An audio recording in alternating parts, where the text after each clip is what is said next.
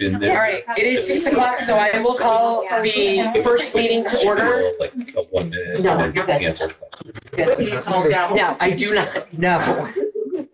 Lane, are you recording or we're all set for Amber? Whatever we have to do? Yeah, we're recording. It says we're Perfect. recording. Okay, and I know Chemo's recording, but I think we have to anyways, right? Yeah. Yeah, Here we go. okay. Now I'm sure. So we will start with the annual meeting. Want to make sure I'm getting this right. And I will call the annual meeting to order. We will go through that and then we'll move into the informational meeting and do that. That's all in agreement on that. Okay. So, call the annual school district meeting to order as of 6 o'clock. And welcome Mr. Schmidt as our moderator from last year. Okay, thank you. So this is the annual school district meeting held on Tuesday, February 25th, 2025 at 6 p.m. at the Mount Holly School. Legal voters of Ludlow-Mount Holly Unified Union School District, consisting of the towns of Ludlow and Mount Holly, are hereby warned to meet at Mount Holly Elementary School in the town of Mount Holly, Vermont, on February 25th, 2025, to transact at that time business not involving voting by Australian ballot or voting required by law to be by ballot. The business to be transacted at this meeting will include the following. So we'll start with the articles. The first is to elect a moderator for a one-year term beginning July 1st, 2025. Dave? I nominate Ruth Schmidt. Second that. Motion and a second. Any other nominations? Any further discussion? Hearing none, all those in favor? Aye. Opposed? The ayes have it. Article 2, elect a clerk for a one-year term beginning July 1st, 2025. I nominate Rula Cook. Okay, Willa Cook's been nominated. Is there a second? Second. Second by Katie O'Neill. Any further nominations? Do you want to call her by her correct? I'll be Caitlin Benson. Rough video, everybody. Takes a little while. It's only been 5-6 years. Or more, I don't even know. I knew her when she was like. All right. Sorry, I didn't mean to throw you off. Hearing none, all those in favor? Aye. Opposed? The ayes have it. Article 3, elect a treasurer for a one-year term beginning July 1st, 2025. I nominate Rula Cook. I'll I'm the only second it. member of the public here. Okay. Well, we have other members of the public over here too. Second by Cheryl. Any other nominations? Okay, hearing none. All those in favor? Aye. Opposed? The ayes have it. Article 4. Shall the voters of the Ludlow-Mount Holly Unified Union School District approve the annual honorum for each of its school board directors at $1,200 per board member and $1,500 for board chair? Going to order this printed here says 12,000 per board member. No. Just say no comma. Yeah, there's no comma. but I'm sorry, I think- I'm looking at the minutes again, but that says 12,000.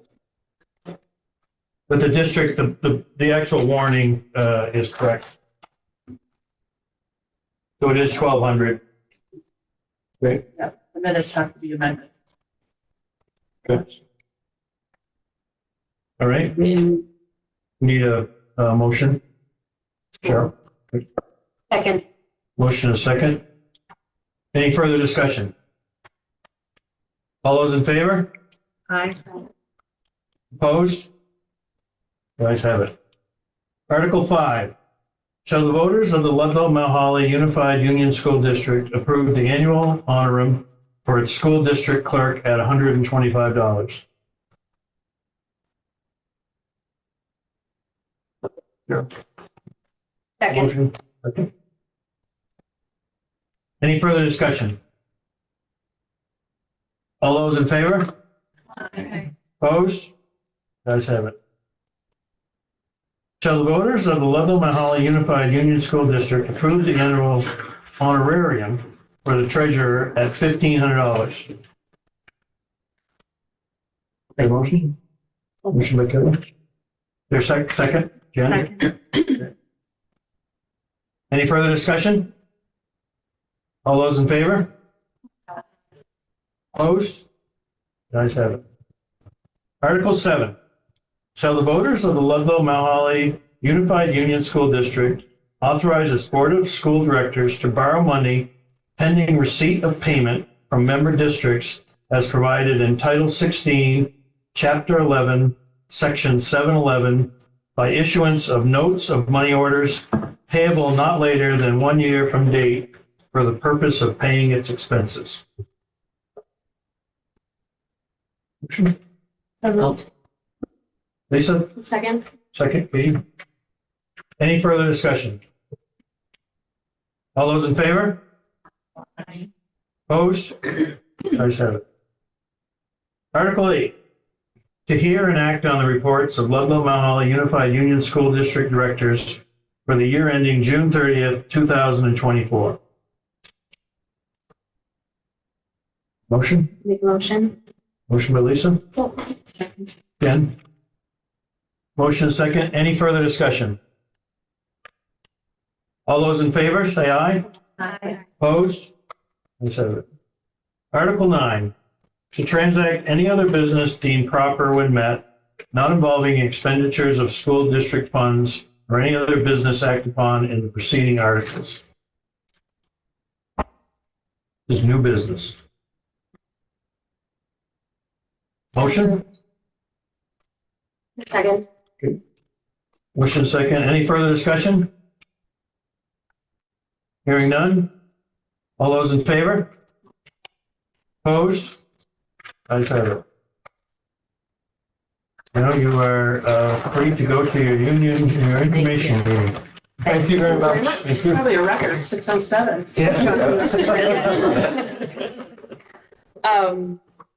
Do we have to reopen the meeting, correct? So we'll open our informational meeting at 6:07. And Lane has a presentation for us. Perfect. So when I get this story. And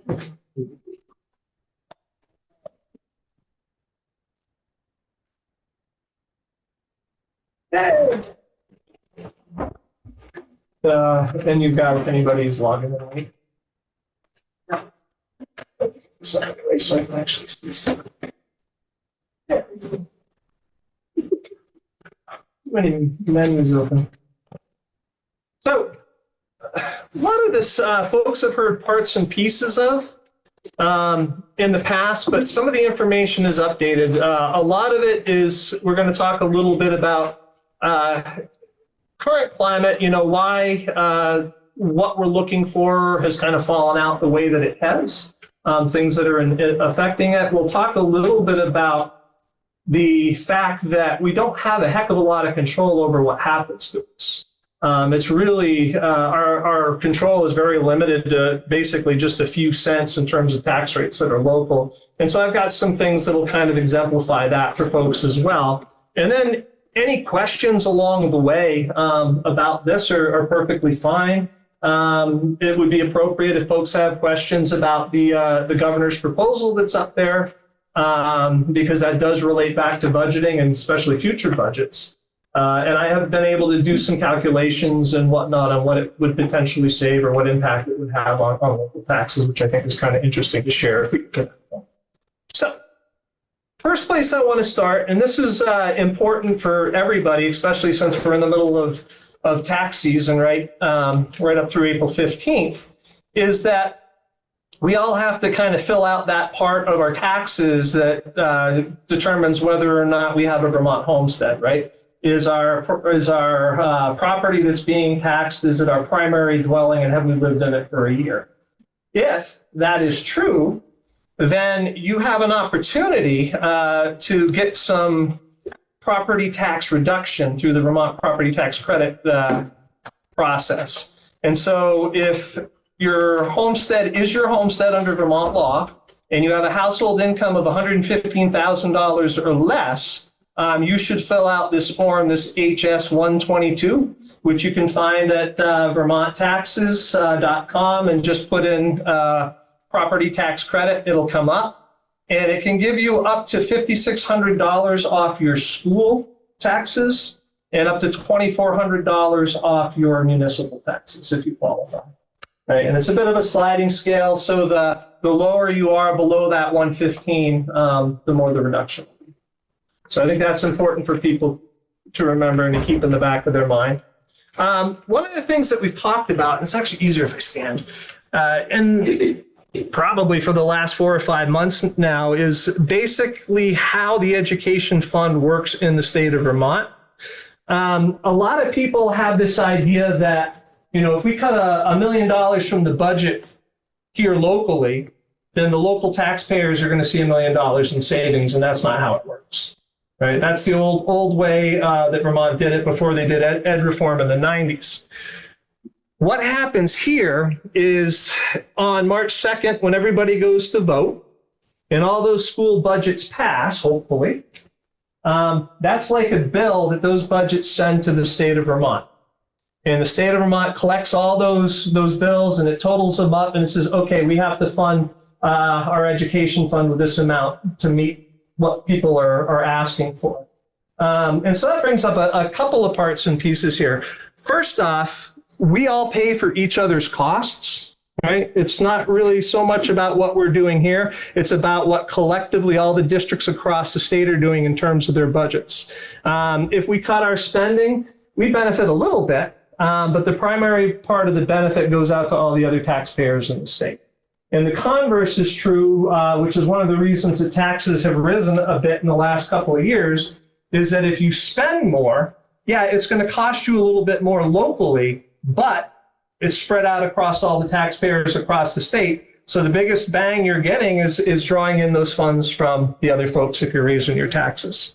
And the big thing, and this is the one that affected taxes last year, is unless most districts cut their spending because of how everything is combined into that pool that we all pay for, your taxes can still go up no matter what you do here. And that's kind of what happened last year because both districts and TRSU made significant cuts last year. Questions a little bit on this before we get into some numbers? So that's how we get the school tax rate.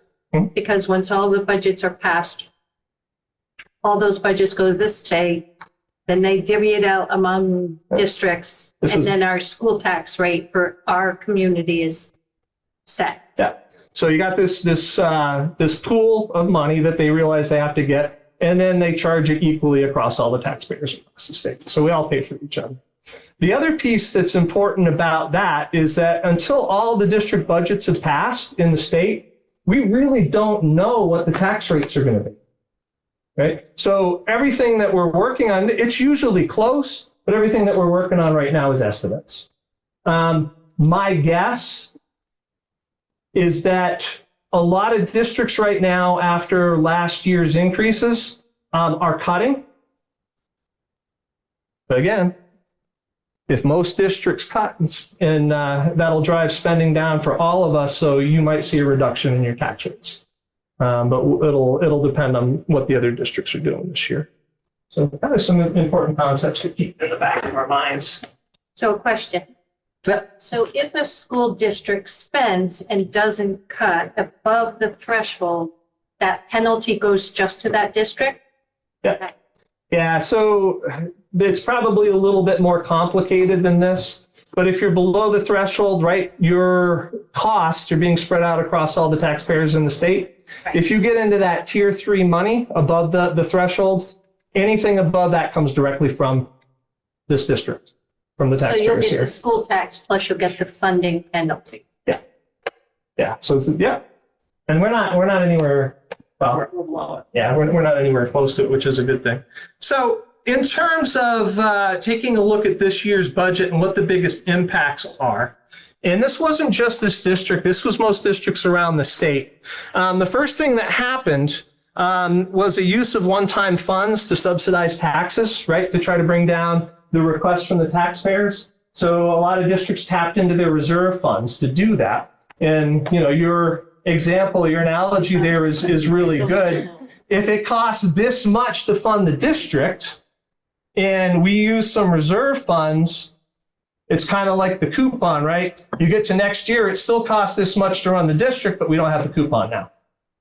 And so that impact in terms of going into this year is just under $500,000 that kind of have to be made up. The other big change that happened, and this had to do with the reset of how they calculate some of the taxes, was folks have heard about kind of the weighting studies, right, that they did, and then they kind of integrated that into how they calculate the tax rates. Well, the weighting study was recognizing that some students out there require a little bit more in terms of financial resources to educate at the same level as everybody else. And so from an equity standpoint, they said, well, we should be giving districts that extra money to be able to make sure that those students are educated properly. And so what that did in a district like ours, where we had a lot of students that were in those categories, it gave us a boost. You guys actually got a pretty big boost last year. I don't remember what it was, but it was significant. I got like $1.5 million boost in OSSD when I was there, and that district's about the same size from this. But what happened this year is that one of those categories is students on free and reduced lunch. And they changed the threshold to qualify. Right? So it's harder to qualify for free and reduced lunch. So a number of students dropped off that weighted list, and we're not getting that extra money for them anymore. And that amounted to a little over $250,000. The other piece, and I've got a little chart on this, I think it's important for folks to look at, is the increasing cost in grades 7 to 12 for tuition when you tuition the students out. So the change from last year to this year to keep tuitioning students out, that 1 year change was over $500,000 that we're paying. So tuition rates have been going up across the state. On average, they've been going up, or this last year on average across the state between last year and this year, they've gone up $3,500 per student. How big was Woodstock's? Was that 7,000? Their increase? And so that's something that folks kind of want to keep in the back of their minds as soon as this change is over. This is what the state trend in tuition rates looks like, and this is at the elementary level. And anybody who remembers, hopefully, their math, this is the slope of this line. What does that $821 mean if this is years going by and this is cost? Yeah. So every year that goes by, based upon this trend, tuition rates are going up by about $827 per student per year. That's a lot. And what's eventually going to happen, and it's probably already happened because we were talking about this like with the closure of Black River, your tuition rates are probably, if they're not already there, they will be shortly. It's probably cheaper to have Black River reopen than to continue paying them out for tuition. So I don't want to open up that can of worms. But the reason to bring it up is because it's really important to dig in what, especially the legislators are really their best intentions, but you got to dig a little bit deeper than they usually look sometimes, because the impacts aren't always what they plan for. And that's true of all of us. What's the total cost for tuition of high school students? Look at my chart, get to options should be in here. And has there been discussion, because could Ludlow just go to Green Mountain? Could it, instead of it being total school choice, you could just go? It would be the designated school the board could vote it as a designated. That would have to be taxpayers. Yeah. For their articles, it would have to be the taxpayers. Okay, the taxpayers would have to vote just to go to. So there's a loophole in that, but I'm not going to get into it. The board technically could vote. But that's one option that the board has down the road. Yeah. And that was Green Mountain's tuition rate. 22. Yeah. But the other thing, the other thing that you can do is if you're designating a school that you're sending tuition to, is you can come to an agreement with them. Yeah. So that's true too. It's a good question. Yeah. So I like it. So we're going to compare two things here. And I think this is important. And then I'm going to say that we actually did a calculation just kind of for fun to see what it would do to taxes if we literally, close down both schools. And what was interesting, if we closed down both of the schools and we kicked all the students out, you would still have an increase in taxes this year. So keep that in the back of your mind. So that you're going to pay for an increase no matter what we do. And so that's one of the themes that should come out of this meeting. What the board approved this year is you've got what are called mandatory increases. So this is how much we spent last year. Because teacher salaries go up based upon the agreements in the contract, and health insurance goes up, and the cost for supplies and things go up. Those are things that aren't really in our control. They're mandatory increases. So we've got mandatory increases. They talked about and wanted to have 2 new teachers for a couple of reasons. One, to provide some equity between Ludlow and Mount Holly in terms of student to teacher ratios.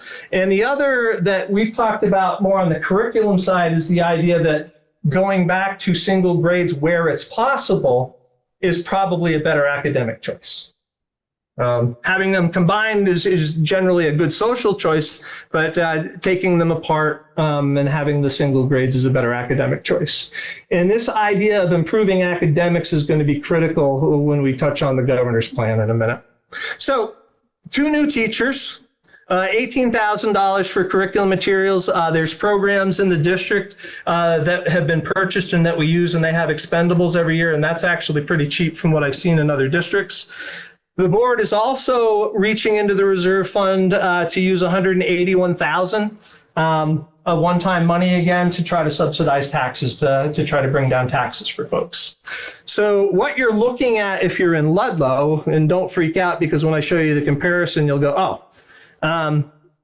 What the board approved is your tax rate would be $1.98, $1.99, right? The previous year, or this current year that we're in, is $1.66. What this means is that for every $100 of value of your property, you would pay $1.99 in taxes, right? And so for $100,000 on $100,000 of value, you would see a $326 increase, right? Which is sizable. Well, how much control do we really have over that? And that's what this next piece is intended to show, is if we get rid of all this stuff and just do the mandatory, just to keep things exactly the same as they are this year, it would go from $1.98 to $1.94 for Ludlow. So it would be $282 per 100,000 of value. So $44 difference. That's what your savings would be. So average home is about $300,000, 120 some odd dollars overall in your taxes you would save. And you're not saving it on the base tax. That 122 would be saved on the increase. Because like I said, there's an increase no matter what you do in this district this year. And the same is... Wait, can I just say, because that makes me happy? I like to be happy. That $44 ish, depending on how much our house is worth, maybe it's $88, maybe it's 120 something dollars, is getting us 2 new teachers, new curriculum materials for our students, and we're using a coupon, but it's smaller than last year's. Yeah. And so it's getting you closer to eliminating that cliff that's caused when you use that one-time money. I guess, is it also safe to say that it is getting a better experience for the students going to single grade? Yes. I mean, I would think that, but I think that's an important aspect of what you're doing, with this. It's also evening out the staffing between Ludlow and Mount Holly. Right now. Yes, equity. But one of the things, and actually, Craig, you might be able to help me, or Cheryl could on this one, is the idea that there were cuts last year. I think you let people go through attrition. Yes. Unless I'm confusing you with Green Mountain. And so last year, you kind of already cut things down to the bone in terms of if we do any more, it is going to affect programming and other things that are important for the students that go on in this school. I believe is this pretty much getting you back to where you were? Yes, that's not, we're saying 2 new teachers. It's just restoring 2 positions we had that we foolishly cut because of all the stuff Lane just explained about everyone else is spending like drunken sailors, so we're not going to save anything no matter how much we cut ourselves. They didn't hire when I retired. Yeah. What's Yeah. that? They didn't hire when I retired. No one to fill your Exactly. shoes. You were that good. Nobody could follow in your Like shoes. free to build her shoes. Right? That's the opposite. So can I ask a clarifying question on that chart? Yeah, and I'll see if I can confuse you some more. Go ahead. Okay, no, I'm with you so far. But that's what we're thinking our tax rate is. But it could be higher based on all the other schools and the budgets going to the state. And then we're getting our formula, our school tax rate. So right now, we're looking at $300,000, $326 per 100,000. About $1,000. But yeah, But- but since your house is valued at 300,000, Trying to go back. right? Yeah. And so it could be higher, but you're saying most likely it won't be lower based on everything you gave previously. So what's happening this year, see if this thing is really slow flipping screens. What's happening this year is that everybody's having that oh crap moment that, oh my God, taxes are going up again. And so they're going through their budgets and cutting. They're cutting like 1.2 million over at OSSD where I was. And that's pretty common around the state. If most of the districts in the state do that and the remaining districts don't go hog wild, everybody's taxes will go down. And that was one of the reasons when we were having discussions a little bit earlier about why the legislature has to be involved is unless we all do the same thing together, it doesn't work. And so it has to be kind of a mandated change. But also, so, you know, your $1,000 increase with this one, if you've got a $300,000 home, you know, what's the increase if, you know, we cut it down to level service? It's not much different. And so that's kind of what the board was looking at. And I think it was a very good decision that they made. It's like, you know, since we're paying it anyway, what at this point, and I know money's money, but what difference does another, you know, 88 or 120 or $130 make? To make sure that we have what we need to really try to educate the kids well. Yep. I have another question. So I'm wondering, as we'll be voting next week, but I'm wondering what happens considering everything that's happening at the federal level Yeah. and goes to the state and down here, because I'm looking at federal issues, you know, Department of Education, special ed, Title I, meals, and I couldn't be forgetting something, but I'm also wondering how that might affect our budget. And then would we make that, is the state going to give us that money? Is taxpayers going to make up that money? Because I think if you're watching closely, it's a possibility. We did, I could probably find the slide if folks want to see it afterwards. We took a look at the bill that was sitting in the House that talked about the cuts. You know, Title I was going to see a 25% cut. They were going to eliminate Title II. They were going to eliminate any funding for ELL and social emotional programming. And so we did the calculation about, you know, what the impact in our district would be. At least on the Green Mountain side, it was what, $250,000? Or is That that was for the whole district. that's total for the whole district. So about 700,000-ish is probably around our norm. We'd lose about 250,000 if that house bill went through. I don't think it necessarily would be, you know, next year, but it would probably go into effect year after. If they tried to do it next year, and so this is some of the discussions that we have back and forth with the state and other folks is, yeah, could it impact this next year? It could. But if they try to force it and it's not through a legislative action, it's going to be wind up sitting in the courts for a long time. But ultimately, we would have to make some decisions on how we move forward, whether we deficit spend or we cut. That's my point. Yeah. So good questions, good thinking. Can I answer Bruce's question? We have budgeted $3,188,177 for tuition for 7-12. I believe it's around 140. Mill River's tuition is 21.5. And what was Green Mountain again? 22. Announced tuitions. Yeah. So that's what, about 45% of the overall budget for tuition? Yeah. So, and again, and it's going up. Well, Cheryl, do you have the last budget of Black River High School? Just out of comparison? Well, then it funny means- you should ask. I did a 5-year comparison, 5-year analysis last year, and I do have it. So I can look. Yes, please. actually, it would be good, we'd have to do, so that line was for elementary. We'd have to do the trend line for high school, which is probably steeper, right? Because they've gone up a lot more. Couple things to consider about the budget and trying to make a decision, should I vote for it, should I not, is this is a direct quote from the governor's consolidation plan. Schools will be assessed. So we're talking about who survives and who doesn't. This is the way to hide it is in the wording. Schools will be assessed based on financial viability and educational quality. And those deemed failing, I love that, may be offered. So in other words, we're going to shut you down, but we might offer you the ability to share resources with another district or merging schools. And these two I want to point out. Financial viability, to me, that means kind of the quality of your facilities and the quality of your education program relative to what you're spending. And so, if we're letting facilities go down the tubes, that's potentially putting us at risk if this governor's plan goes through.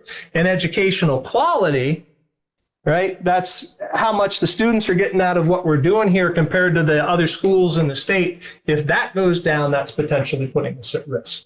Is there anything in the governor's report that if you've already lost one school, you wouldn't lose another? He's given more specifics lately. I have not seen that. Doesn't mean it's not there. I had a pretty good update from the Secretary of Education's presentation that she did, which had some more details on it. I can share those if folks want to hear it. But again, so this is the point. Regardless of what decision folks make, when you go out and you vote, a significant tax increase is happening, right? Because it's just simply not in our control. Right. Even if we cut the district down and we eliminated schools, you would still be seeing a tax rate increase. So there's not a lot of change that we can make there that's going to have a significant impact. And so then the decision then is, right, do we continue to try to improve things in the hope that, we survive as a district? Or do we start cutting into those essential programs and keep deferring maintenance and end up on the lower part of the decision scale for who's going to survive if there's a consolidation? And so those are the big things that are happening in this budget session, things that are going to be affected.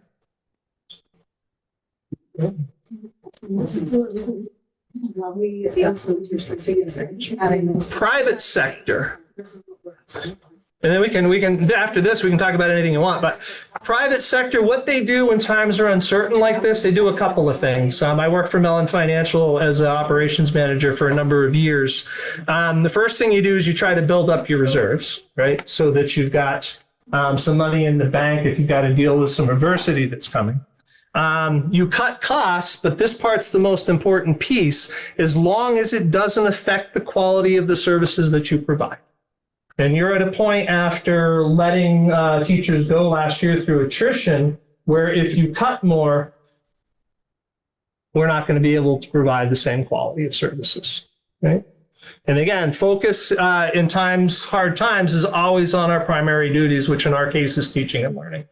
And so anything that we're doing that's impacting that is going to put us at risk. So just some kind of important thoughts there. Questions on anything?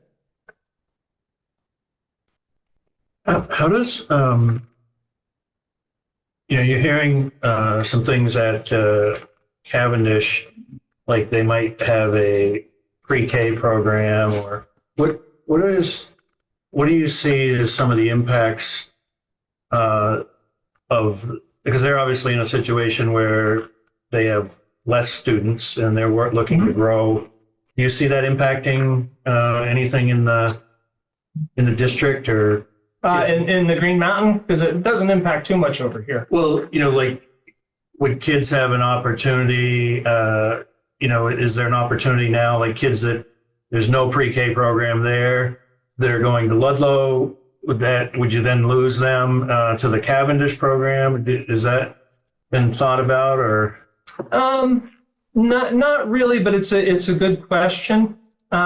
Typically, and I know it's not a long distance, but typically folks like their home district. Typically, if they're sending students out to somewhere else, which they can do under the law, it's because there weren't enough slots so that their child could get in, or because the district just doesn't have a preschool and they have no other choice. That's usually what happens. We don't know the viability of that preschool, so we're starting it off slow, and we'll give it a year or two to see, what kind of students come in. But this is their attempt at survival in Green Mountain. Right? They got the two pieces there. They actually have three. So, providing the preschool there, not only is it going to bring the numbers up, hopefully, but the better services that those students are going to receive at a young age is going to allow us to kind of identify any problems that might happen and remediate them before they grow up. The problems get worse and they end up in special education, and our special education costs go up. Chester Andover is overcrowded right now. The logical thing would have put them at Chester, but that wasn't happening in terms of the community. So they've decided to actually build onto the school. Right. Remember the facilities piece here. Sure. If the facilities are good and they're capable, and those are the schools that'll probably be chosen. And then they've got Green Mountain High School, which has the PCB problem. But what's nice about Green Mountain is that we know there's a problem and it's being taken care of and it's safe. Whereas a lot of the schools around here haven't been tested yet. And I think they've been getting about a 30% hit rate. So of all the schools they've tested, about 30% of them are coming back with PCBs. We are working with a law group that's doing a class action lawsuit. My hope is that we get them to replace the entire building, right? Because if we do that, you've got a nice, beautiful new building that's centered around student learning the way that it should be. And we develop it in such a way so that one end of the building can be built onto if we're the ones that they consolidate to. And they should be more attracted to our district because it's a new. So just some thoughts. So yeah, everybody's kind of plotting and planning a little bit on how to manage this. Yeah. Can you clarify or confirm that, the whole point of the governor's ideas here is to stabilize the finances of our education system. And my understanding is that it's mostly a reaction to what the frustration that voters expressed during the last budget cycle and the new legislature. And they keep talking about this $180 million of savings. You want me to tell you what that savings would mean for It's you? people, right? Isn't that what it means is cutting heads, right? So to talk about the governor's plan, and I can give you some numbers. I may have to check my notes to make sure I get them right. So the first thing that they're doing is they want to have just 5 districts. So if you think about the state of Vermont, I did some calculations. If you look at the landmass in the state of Vermont and you take out the water, on average, each one of those districts will cover 1,840 square miles. Okay? So this idea of consolidating districts, they got it from looking at areas that had a higher population density than Vermont. When I was teaching at Marblehead, when I was a principal there, we had about 3,000 kids, 4,000 kids in the district. Our area for that district was 4.5 square miles. So the governor's plan will work in a situation like that, but I don't know how you're going to have one business manager, one superintendent, one curriculum director that's going to manage 840 square miles in about 60 schools. Just not going to happen. And he admitted it was in the secretary's report that they're going to have to build in a whole new layer of middle management to be able to do it. And so you're cutting some, but you're adding it back in. Do you know whether you're even breaking even, or is it going to be more expensive that way? They haven't even gone out and determined whether or not how many buses they need, and whether or not they can even get them, because they're hard to get. So if they need 500 or drive them. yeah, they need 500 to 1,000 buses, and you got to wait 3 years to get them. And how the weather affects all that. And the cost is going to go up because of the tariffs and everything else. It's not well thought out. So if you look at the state budget overall, it's $1.9 billion for education. He is estimating and I'm gonna put a big question mark around that. He is estimating that it's gonna save $183 million. 1.9 billion is huge compared to 183,000, right? It's about 9%. So if you have a home and you're paying $6,500 in taxes, you'll be paying about $6,100 after all this change. And that's not counting all the money that's going to have to be dumped into it to make the change happen. So Is there any discussion at the state level about, rather than looking at ways to cut costs? I mean, it is expensive to educate children, and it is an important endeavor to educate children and educate them well. Why aren't they looking at other revenue streams for supporting the budget?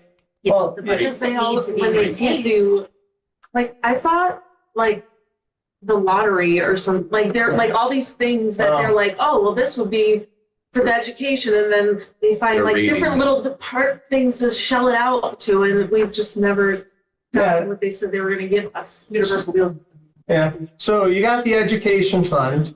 When they decided on universal meals, instead of actually, generating more tax revenue somewhere else, they took it out of the education fund. When they failed miserably to set aside the money they needed for teacher retirement and didn't have it to pay the teachers that retired it, they took it out of the education fund, right? And so all this has got to be made up for the taxpayers for a purpose that is not what it's intended for. But I don't like can't we that. tax alcohol? Can't we tax marijuana more? Like, can't we like? They- Term rental. Should pay for the education, absolutely. You know, right? Yeah. But that's it's a shell game. And I Because get they that. need money for other things, right? Yeah. Or So they said. he was also talking about to try to sell the plan that all teachers would get between a $5,000 and a $10,000 raise that remained. And I can't remember there was another piece that was going to cost a lot of money, and I don't think he took that out of his 183 million. The savings. Yeah. So again, it's the real piece and the part that Jamie's touching on is the other piece about this that's controversial is they're expanding the school choice piece because they want to provide more ability for people to go to private and independent schools. That's not mine. And that's money that comes out of the education fund, right? Through their school choice program that goes to those private and those independent schools that we no longer It's have. not.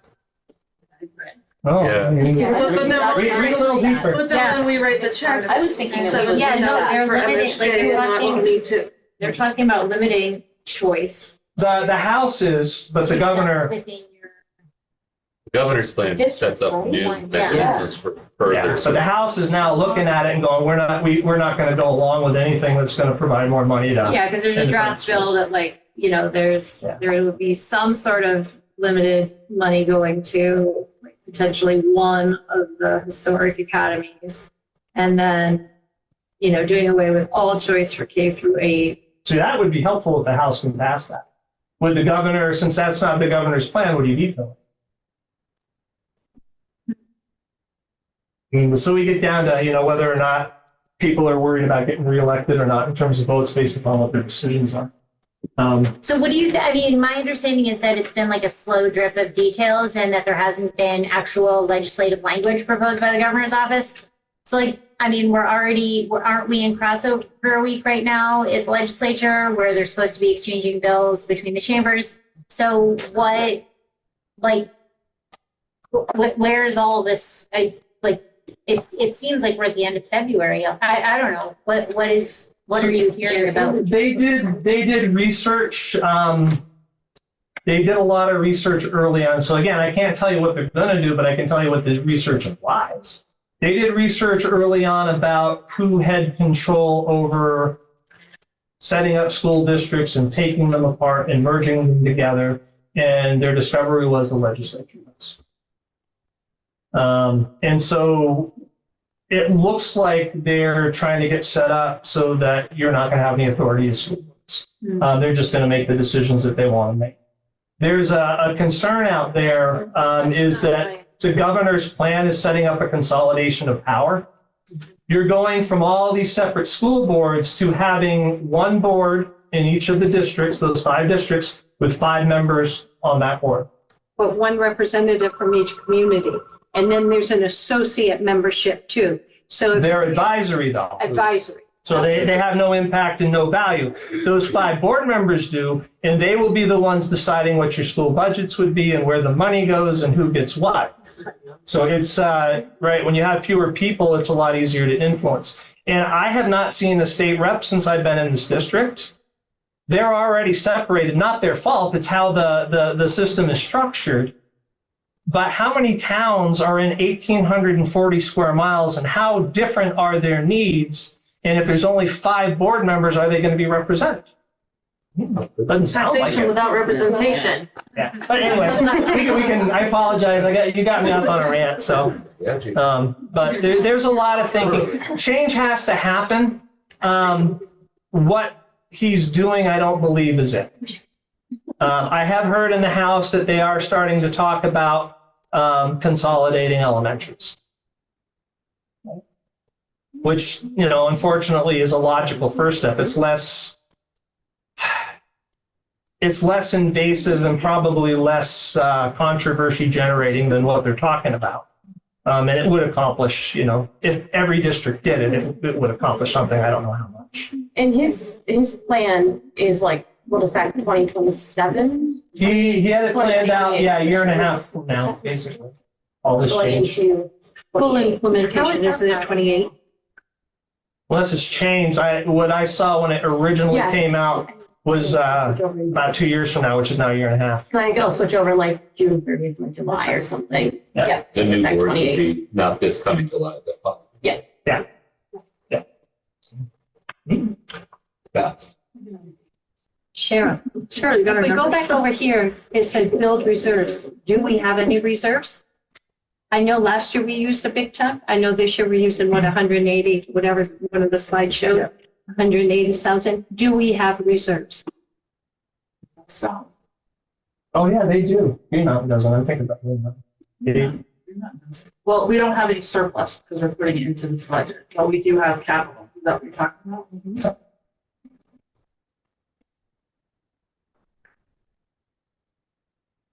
The other 177,000. The other piece to consider is that you have aging infrastructure in terms of schools across the state. They did their own study a little while ago and found out that most of the schools are approaching the end of their useful lives, need to be redone. And if it's not that, then there's PCBs, there's lead, there's all sorts of other things that need to be remediated. The bill to do that remediation is $6.2 billion. That's their estimate. It's probably higher than that. So you're going to move all these things around and you're going to potentially be putting kids in schools where things aren't optimum. Why? Because you can't pick and choose which schools you're going to put the kids in because of the geography. You have to pick the schools based upon where they're located so that kids don't have exceptionally long bus rides. So it's concerning, so 600 and at 6.2 billion, it's 300 million a year for 20 years to pay it off. It's 3 times what it costs to fund education in the state per year. A lot of parts and pieces to think about. But at least I give them a lot of credit. They're thinking and they're getting people generating thought, which is important. So tell me to shut up or ask more questions. So the 2 new teachers that are coming to Ludlow, providing the budget passes, you're opening that up and people actually are applying for those. We can't do it until the budget passes. Right. Technically, we can't really hire them until 30 days after the budget passes because there's always the ability for a recall. Yeah. So we're not just moving people around. Okay.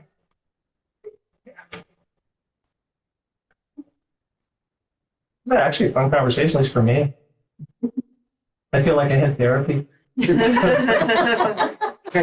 has a question. Just to kind of circle back Comment. to Marielle's point about, the money that could be going to the education fund. I think, is it 77 million now that they're sort of trying to redirect back into the education? Well, I think that's about the amount for universal free meals. Okay, so maybe that's where they're getting that figure. But there are lots of revenue sources, and one really simple one is short-term rentals. A big reason housing is getting so expensive in Vermont and impacting our enrollments is because of all these short-term rentals. They put what, 1%, was that what it was, Cheryl? Into the ed fund from that. That's a tiny, tiny amount. So like to get our local rate down, that's something politically that people can do to put pressure on the legislature and the governor to, you know, stop rating the education fund in all of these ways that Lane just went through, and add from gambling money and pot money, and, you know, the list is long. And so that's a way to, in the short term for this budget season, gain, you know, local impact. The CLA was included in those taxes. And remember, a good chunk of what you're paying has nothing to do with what the schools are. It was hard to calculate this year because they changed the formula to, it looks like the, maybe kind of make it hard for us to determine what the CLA was. Yes, you end up with the same answer, but they brought in a CLA statewide average, which reduces the yield, which increases our tax rate, and then takes it back out essentially. So you end up with the same number, but it's a convoluted thing to make it look like the CLA is not that guy. So overall, our base tax rate, like we talked about last year, is up 3.5%. Probably, to be honest, the easiest, quick way to save money across the state is for the legislator to stop asking us to do more and more. The number of programs, I was actually looking at it over the last 7-8 years since I've been back in Vermont. There's probably about 20 or 30 of them. And a lot of them required significant training, significant change, significant time on behalf of the teachers and staff. It had nothing to do with teaching and learning. And you can tell that after spending all that money, it had no impact because the state scores haven't been.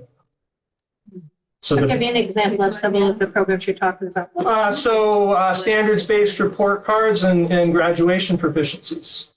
The amount of time, 3 years of round-the-clock work by the teachers when they couldn't do other things for teaching and learning and assessment to develop those systems independently across the 62 school districts in the state, because the state wouldn't provide a model for it because you got to have local control. And this major change that took 3 years, our scores went down. Now, COVID had a little bit to do with that, but most places have already recovered from COVID. Most places have recovered from COVID, you know, within a year in and around the state. So if they stop having us spend money on those things and allow us to focus on teaching and learning, they can save a lot of money right then and there. So just my own thought. Why don't you go talk to them? They don't listen. It's funny. I did with, and I give them a lot of credit because they would come around and meet every year. It was usually the election years with the state reps in OSSD. They would come and they would talk. And when you would bring some of these things up to them, they'd listen, but you could see their eyes glaze over. So it's like they were either calculating, oh, yeah, it's not going to win me a lot of votes, or that's not going to be popular, or I don't understand. yeah. Which is the What is he scary part. talking That's the scary part. Yeah. So. Lane, I just have two thoughts. One, while we were all doing this, Maria has reached out to a couple of representatives who, at least one has responded that they will join us on the 12th via Zoom. So Awesome. We'll have somebody here at that point, maybe. But also in hearing all of this and talking about the governor's ideas, I just can't help but think we're saying we're giving some choice. We're saying we want to provide an avenue for people to choose the school where their child is going to go. Yeah. But I feel like conversations we had, all of us in this room, when we were talking about Black River and the changes that needed to be made and being forced to close that, we took away a lot of choice. If your kid maybe is a special ed, then I just feel like there's this loophole in these abilities that are actually taking away choice by, if your kid's on special ed, maybe they're going to say, sorry, we don't want to take your kid. It's too expensive. We're not going to provide a bus. So now a family who maybe doesn't have 2 cars or reliable transportation, they really don't have a choice.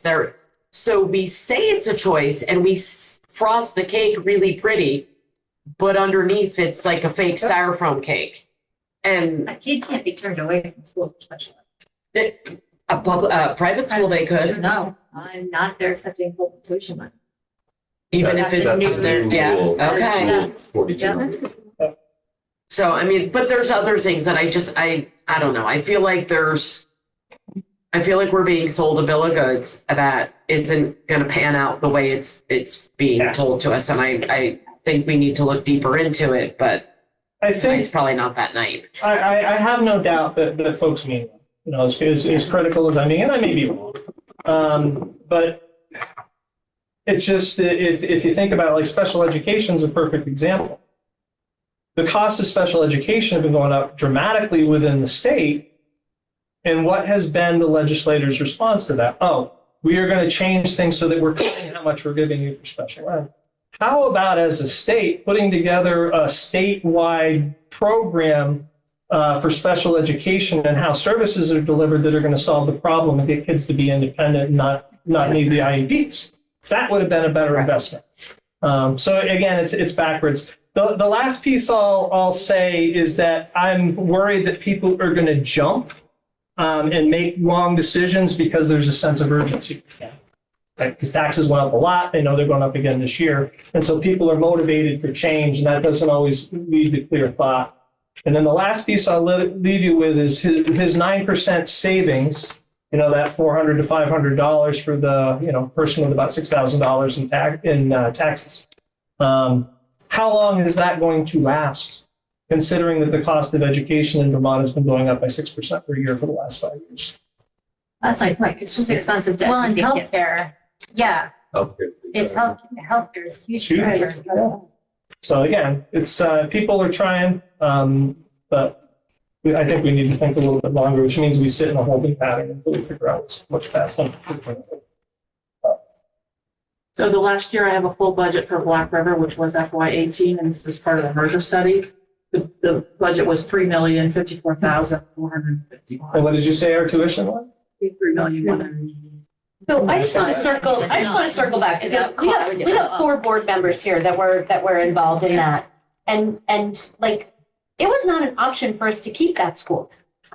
Why not? Because we were not allowed to have Because 2 high schools in the same supervisory union. And we were sold a bill of goods. That's By Dan French. way down. And It's like not Right. voters did not want to keep Black River open. So we Right. had to find a compromise. Like there was no path forward that like.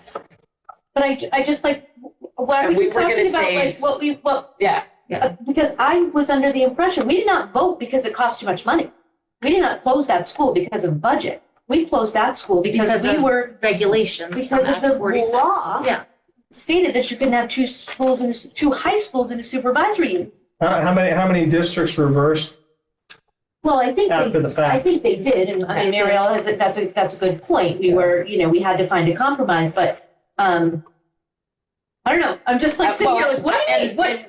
But also, we were told that we couldn't, that they, Yeah. I don't even know if it was law, but whatever, we couldn't, and they would force us, and it would be against our, Right. like, we could If do we it our didn't own decide- way, or we yeah. could do it their way, like. If we didn't Well, they'll tell us what decide. to do. Right, Yes, exactly. right. They will put us with another district that wasn't our choice. So based upon the model though, under which ed funding runs, it couldn't have saved you any money because just shutting down one school isn't going to have a drop in the bucket in terms of that collaborative pool.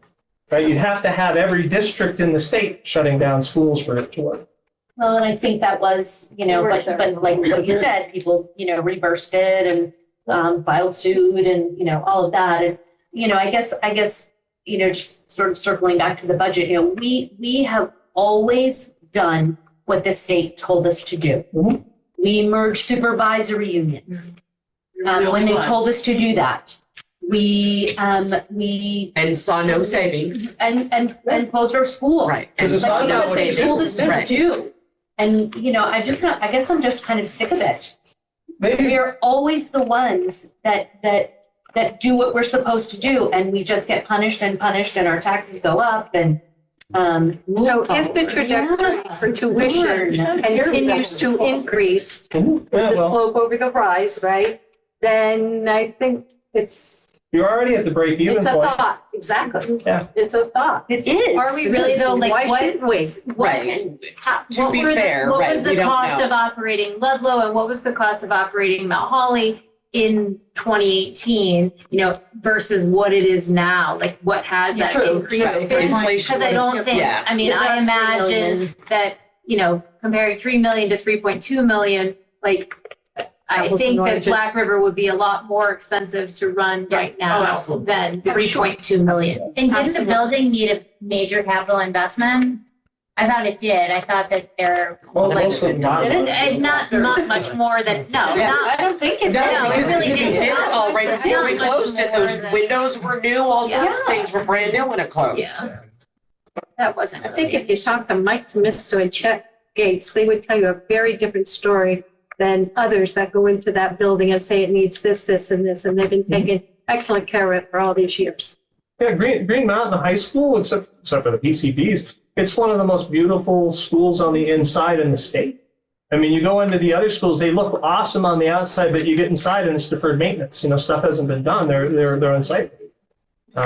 So yeah, I believe that about Black River, even though I haven't been in there.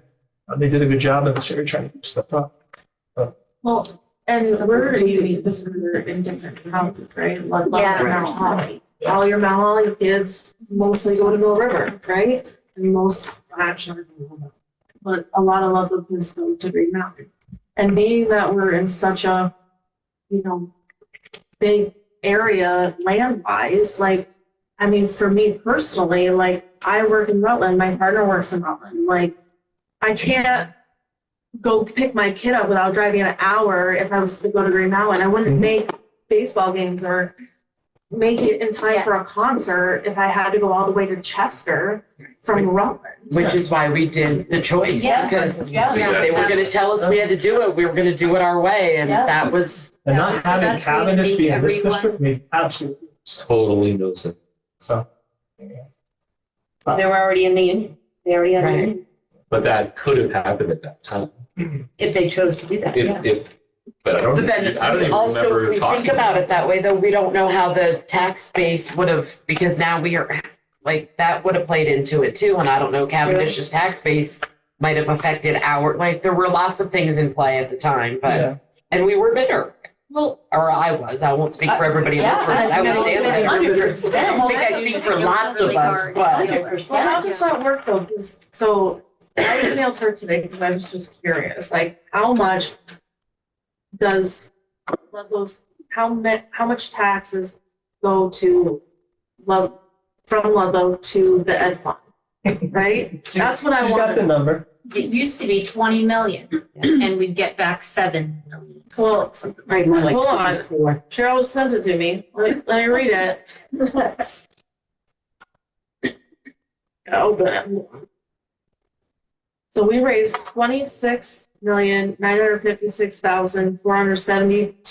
$26,956,472.08 from homestead and non-homestead, of which $4,169,185 supports the LMH budget, meaning $22,787,287.08 goes to the state. Now Holly is a little less, but a lot less.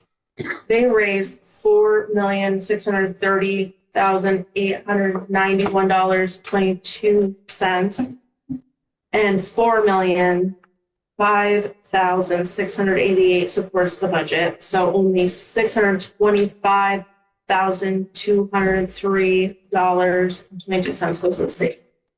Wow. Wow, I That's didn't realize crazy. Mount Holly was that. Yeah. Right? I thought that was. Think of the property wealth in Ludlow. Well, yeah, for sure, but I mean, there's The sales. property sales too. No. Not the density. Not that is not the same, Yeah, the mountain yeah. changes things, yeah. So do it again, David. 625,000 have to add rebates that the people, individuals got to that. Say, So it's a little bit more than that. Can I ask a question? First, you can Mr. ask. Schmidt, it might be not appropriate, and you can say that if it's not, but I do have a question. If we purchase something online to a company that is in our town, but we purchase it online, how does the tax get distributed? Does it go to, like, so if, I'm trying to ask it politically correct. If there's a business in town, but maybe they have a parent company that is in a different state and we're purchasing something. But sales tax is different. Sales Right, tax is state so- level, right? Yeah. Right, so where does, like, if I'm purchasing that thing, am I purchasing it from the mothership or am I purchasing it from the local ship? And What who tax gets do the you taxes? Right. And if you don't want to answer that right now, you can say that. I think it's billable service, so where the service is. And how does that get figured out? But that's not really germane to the conversation just because it's a. No, but sales yeah, question. yeah. Like that's. But like, Or are you're we thinking getting about money funding from education. things that support us? But we don't get money from sales, like, so we need a local options tax then. Like, That's what what I we need, you know, like, I mean, we don't get money from sales tax to fund education. Right, no, you're right, That You know, so doesn't, it yeah. doesn't, Yeah, that's. Sales and use. You do Yes, we do. get some. Sales and use. Hotels, Sales and use. hotels and food and. so that goes into the Yeah. general fund, like the general education fund, and So the money that's set aside from those specific taxes, they go into the ed fund.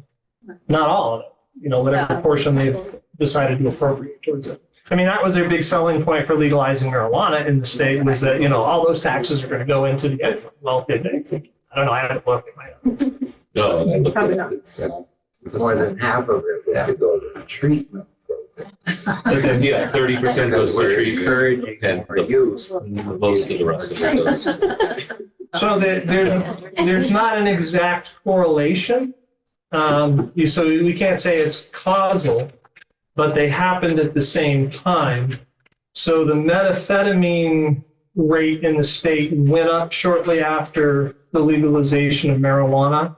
The number of opioid deaths increased after the legalization of marijuana and the opioid use in the state. So if they're related, you know, what was the cost? Are we really making money on the tax? I feel like we're going on a lot of tangents. right Yeah, now. But I'd like to circle back for, for the public and everybody who's on for like what we're voting for next week. Yeah. Before we close it. So, good call, yeah. Just so we. way to go, Katie O'Neill. yeah, you're right. I did it, I'm waiting for approval. Okay. Because if we can get that Yeah. out, I mean, we're trying to we're doing a big sale in Ludlow on voting day. So come buy your stuff.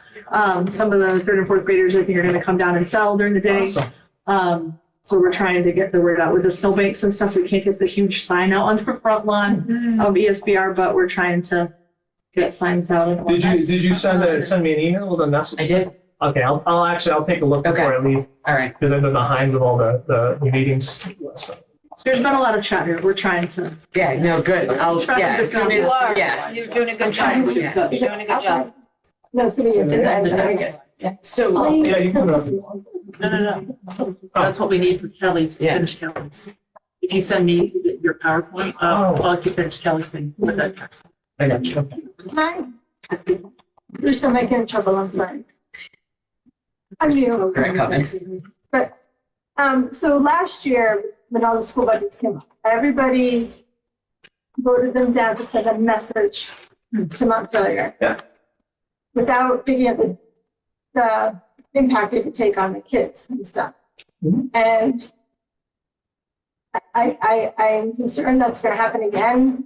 So I'm not sure, like, I don't know. So, yeah, we Yeah, talked. I think that's, you know, what They're we're talking about, structurally getting that, isolated yeah. from us. And again, it's not their fault. They're good people and they're trying to do their best.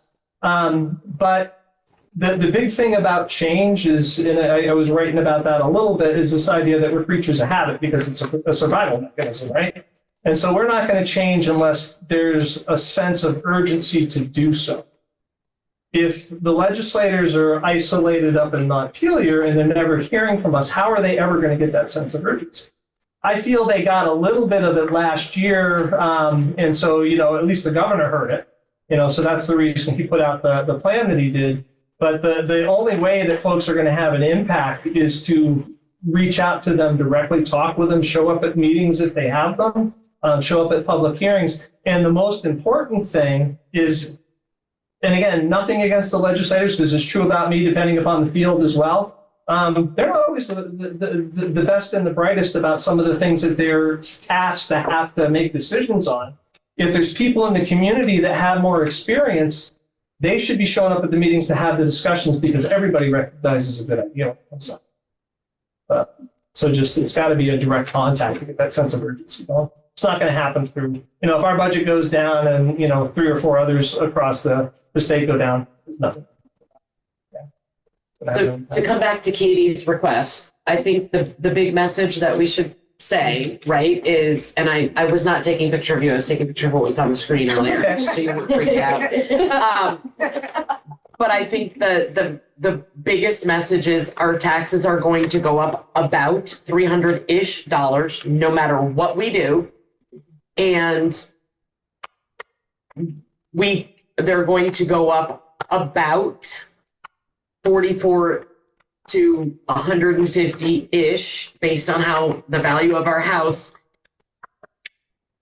as our best educational scenario that we think is feasible. Obviously, there's luxury and there's all sorts of things we could add in, but a good solid, I don't want to say bare bones, but good solid foundation, appropriate, right, is an extra $44. And you're at a point, and so this is important for the folks to know too, you're at a point with the attrition that happened last year, is any further reductions are going to start to have an impact, a real impact. Some of the smaller ones, you can work your way around for a while, but it's going to have a real impact. I would say that they had an impact this year. Yeah, those Absolute attritions, impact. Oh, yeah, no. So your cuts already made an impact. a negative. Yes. But the idea is exactly right, is you're paying for it anyway. At best, if we went with the lowest one, that was considered, which is the level service, keeping the same level of service we have now, you might save the $40 to $140 on your overall taxes, and that's on the increase. You're still going to be, paying that $700 increase. So, And that's reducing the quality. yeah, and then it's potentially putting the survival of the district and the schools at risk. And that scenario closed a building, correct? The one you're referring to now. Say that again. No, You it's asked fine. me. Because if it didn't, I don't want to say it No. and confuse and muddy the water. Yeah, no. And it is an equity issue, it's really the quality of education that's been heard in Ludlow. It's really not fair to the students of Ludlow. Cheryl, what is the tuition for these, for our elementary Yeah. tuition? I think we went to 19,000 this year. Is that, Over next year.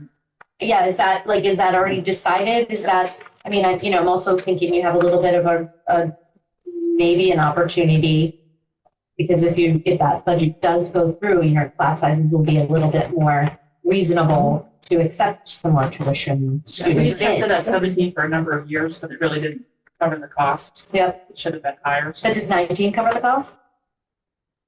we're still getting billed for it. How many kids do we have that are paying tuition? We have a few preschool kids, so it's partial.